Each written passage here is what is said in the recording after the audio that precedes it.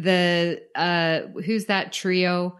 Whoop, whoop, whoop, whoop, whoop. Mo, Larry, and Curly, Yeah. the Three Stooges. Yeah, it's very Three Stooges humor that I've never enjoyed.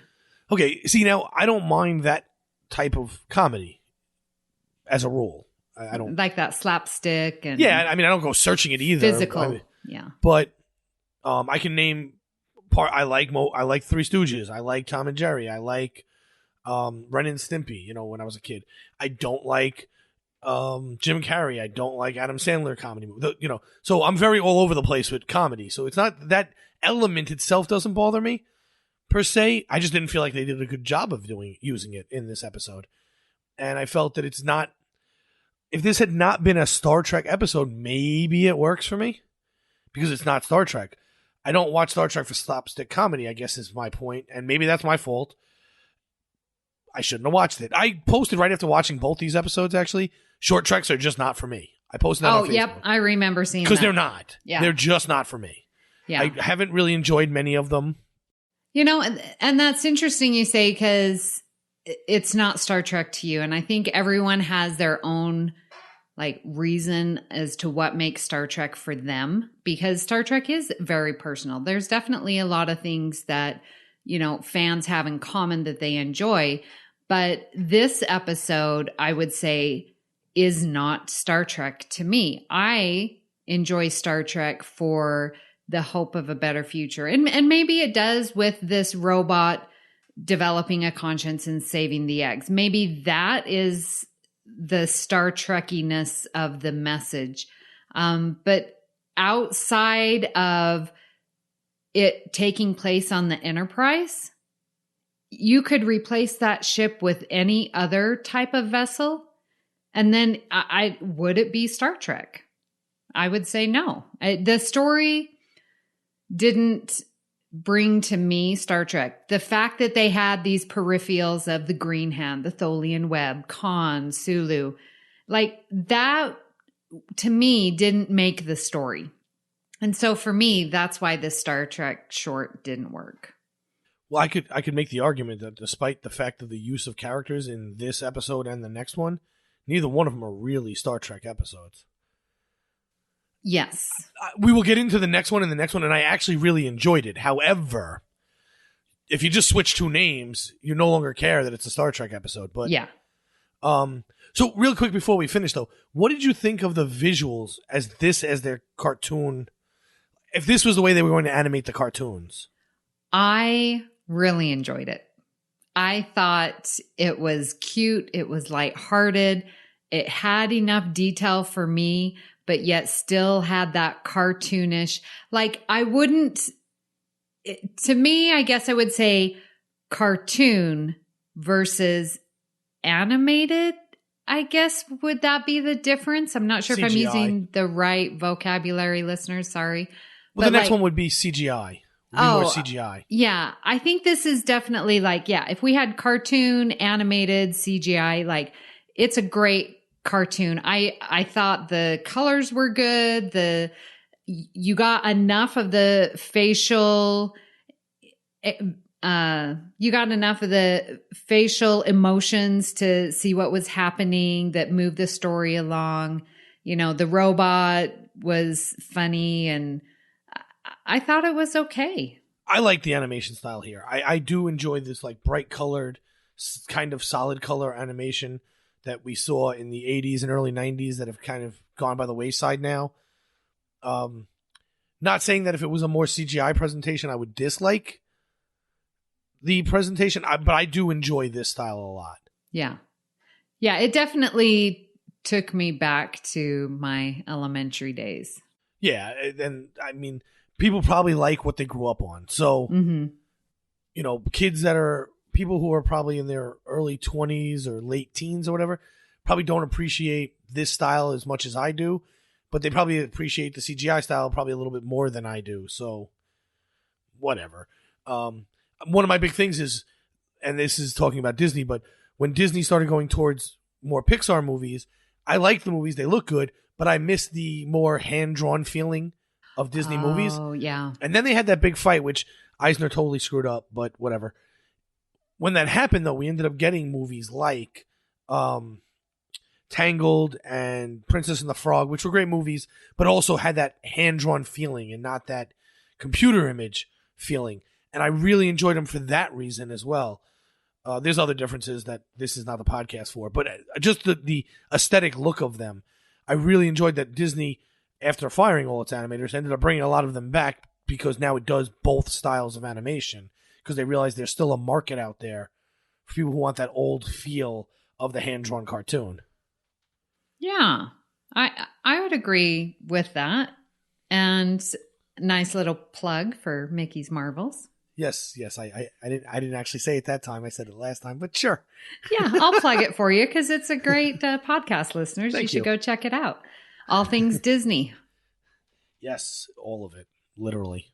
I can't really think of anything else to talk about with this episode itself. I mean, I guess the only thing left would be that at the end, this robot realized the impact of what it was doing, and it realized that this was a mother trying to get to its babies.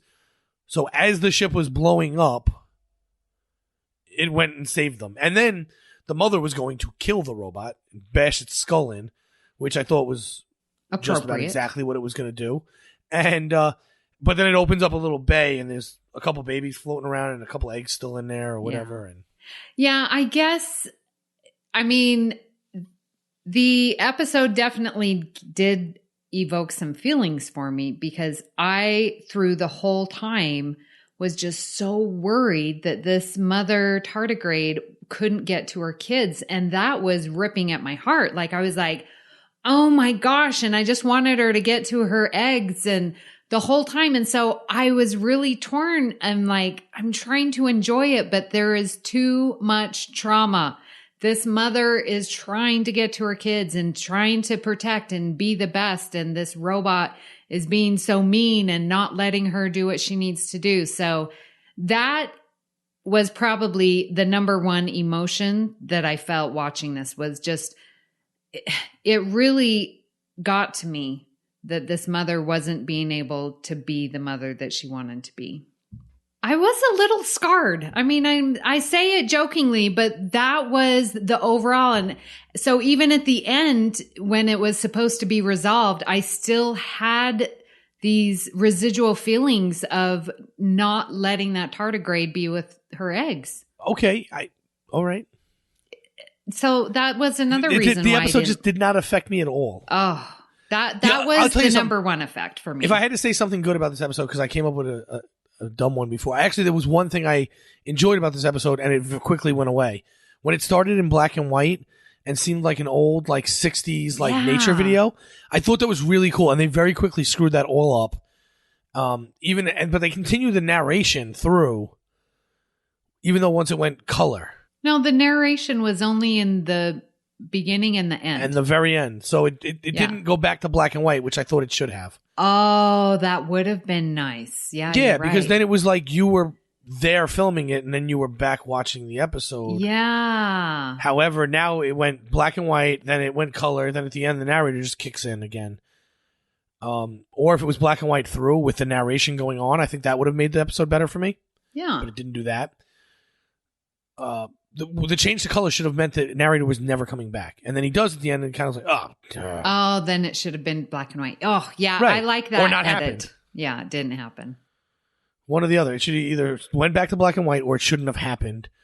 And, I mean, it could have also been they could have been making a comment about nature shows in general because they take hundreds of thousands of hours of footage.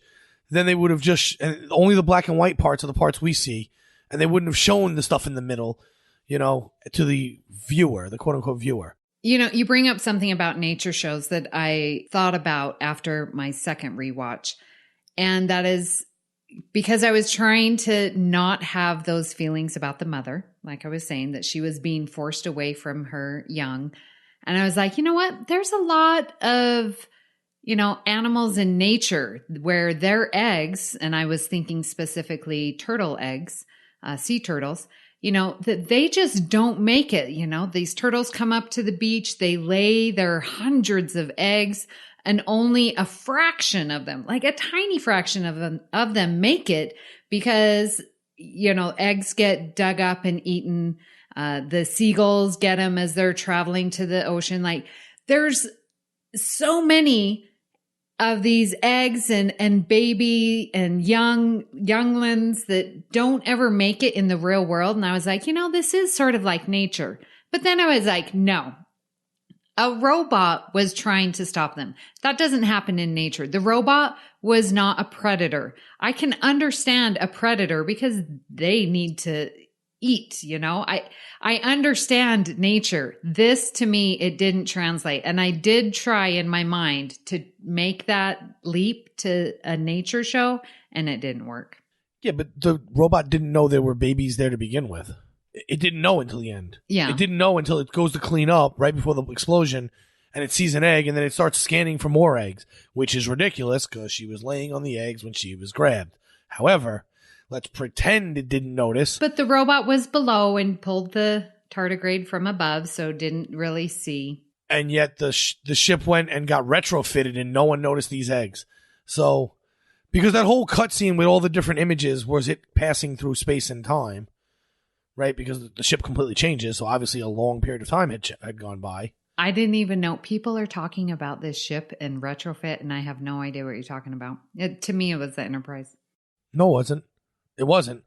In fact, the nacelles changed completely throughout that episode.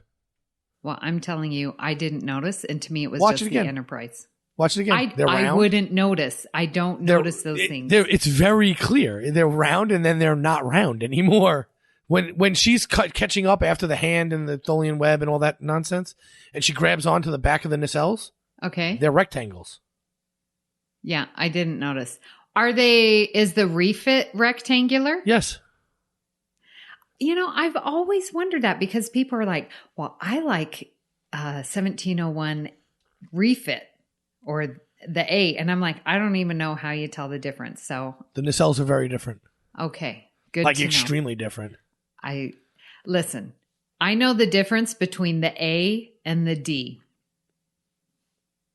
There you go. I know. Here, do you want my Star Trek card right now?